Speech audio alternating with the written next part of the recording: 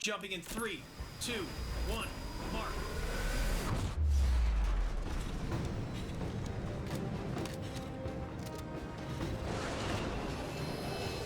What's up, guys? So, I got the Titanfall beta, and I decided to mess around a little bit. So those who don't know, I typically talk about Dust 514. It's a first-person shooter game on the PS3, and yeah, this is definitely a different type of game from what I've been able to tell so far. This plays a lot more like Call of Duty.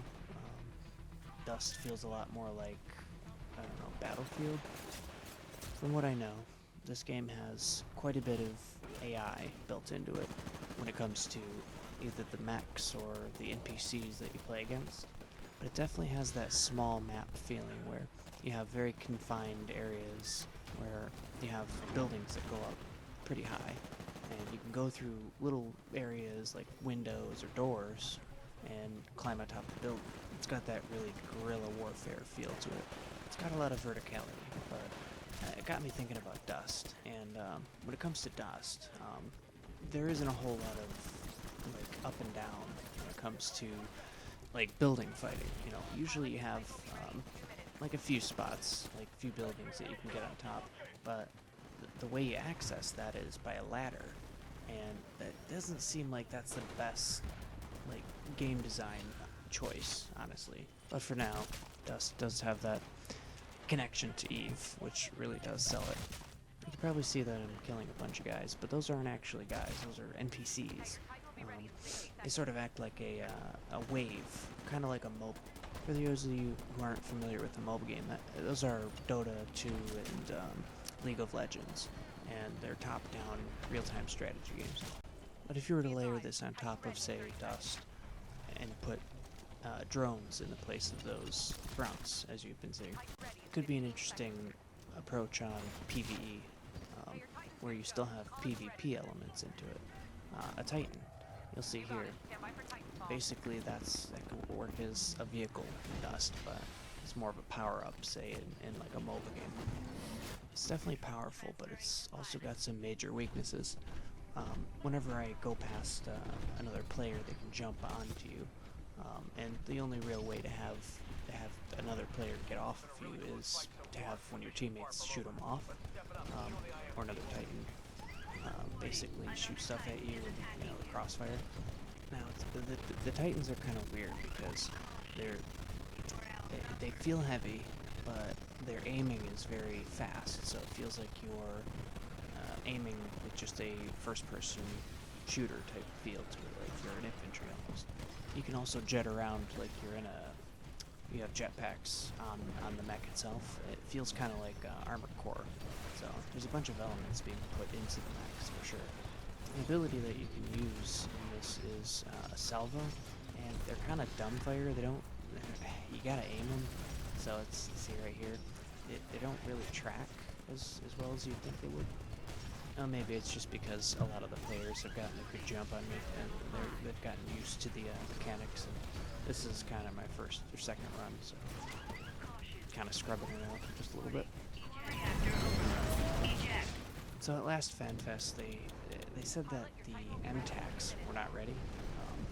I hope they see Titanfall and kind of take cues from it, or you know, at least get some inspiration from, at least when it comes with the animation. So I don't know what role they would play on the battlefield, as far as, you know, because tanks are already out there, and you have dropships, and you're probably going to have a bunch of speeders and you know, fighter jets up in the air by the time MTACs come around. I could definitely see it having a more just support role, kind of like how heavy does it right now. But yeah, I can't emphasize it enough. This game does feel big and small at the same time. The reason I say big is because there's so much going on. It's small because the map is so confined. Yeah, there's another thing. I couldn't get anyone to talk with me. I don't know if it was a choice because they didn't have a mic, but yeah, there's not a whole lot of communication that goes on in this game. It's on the way. Stand by for Titanfall. Felt a kick. Fuck a punch. The animations are just fucking amazing in this game.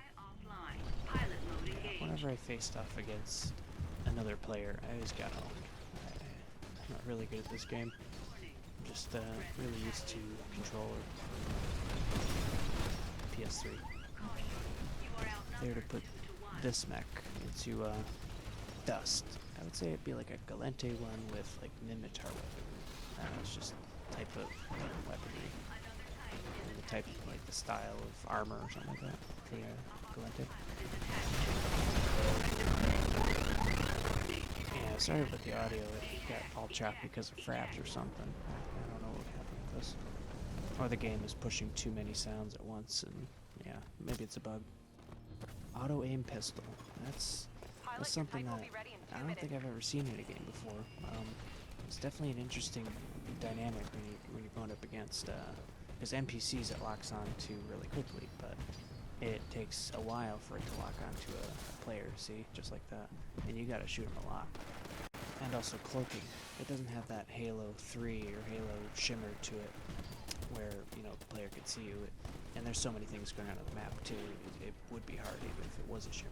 But you're completely invisible to these people when you're like cloaked up. It'd be cool to add Dust, but it would probably ultimately break it because things cost money. The whole the penalty behind actually getting killed in Dust is pretty high.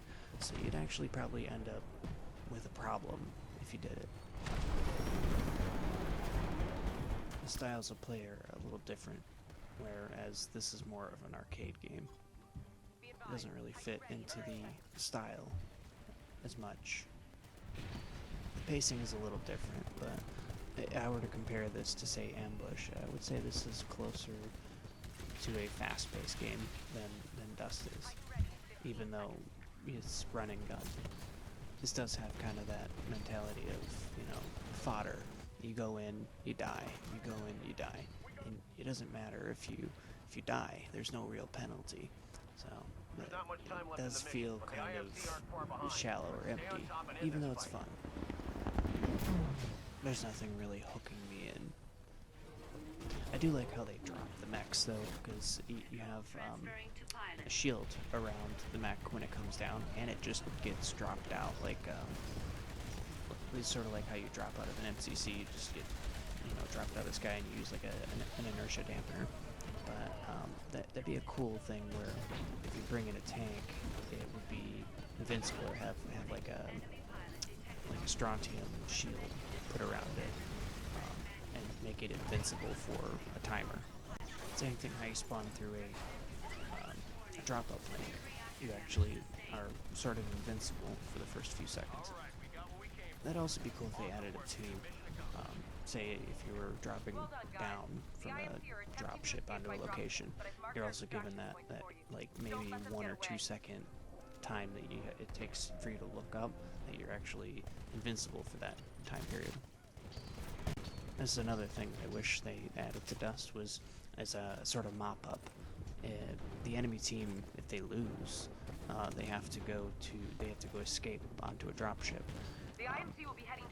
It'd be really interesting for Ambush, I think, for Dust. I mean, clones have some value, even though you can replace them with money. There's usually a time at the end of the game, anyways, where the clone count has hit 0, but you have some clones still on the map, and the game is still going. So, well, anyways, that's all I got for Titanfall for now. If you got any comments or questions, or if you want me to play a different game or cover a different game, let me know. My in-game character in Dust is nakaya indigene. See you guys.